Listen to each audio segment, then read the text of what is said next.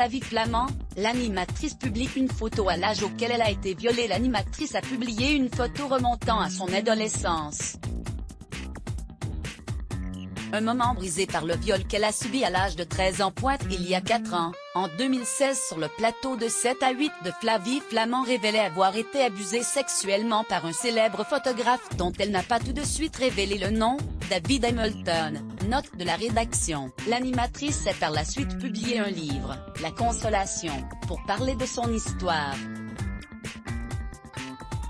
Il m'a fallu 3 ou 4 ans avant d'être en mesure de parler.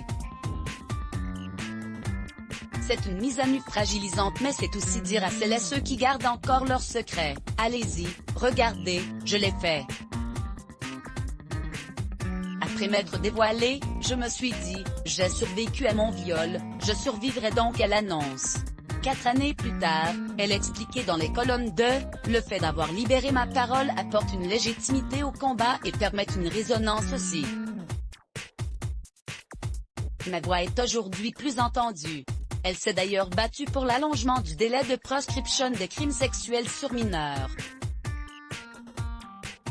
En 2018, la loi sur les violences sexistes et sexuelles, dite loi Schiappa, a allongé la prescription, la faisant passer de 20 à 30 ans à compter de la majorité de la victime. L'ex-femme de Benjamin Castaldi a publié, ce vendredi 22 janvier, une photo d'elle, marquante, sur Instagram.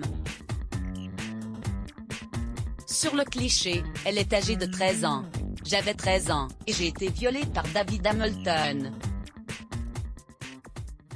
Aurais-je pu être consentante? A-t-elle écrit en légende avant de mentionner le hashtag avant 15 ans, pas de consentement, mais également le Sénat et l'Assemblée nationale. Une publication loin d'être anodine puisque le Sénat a adopté la veille à l'unanimité une proposition de loi visant à créer un nouveau crime sexuel pour protéger les mineurs de moins de 13 ans. Selon ce texte de la sénatrice Annick Billon, les enfants sous ce seuil d'âge n'auront plus à justifier qu'ils n'étaient pas consentants à des relations sexuelles avec un majeur. Voir cette publication sur Instagram, une publication partagée par Flavie Flament @FlavieFlamentof. En effet, l'affaire du Hamel Kouchner avait relancé un débat autour des questions de consentement et d'imprescriptibilité. La rédaction.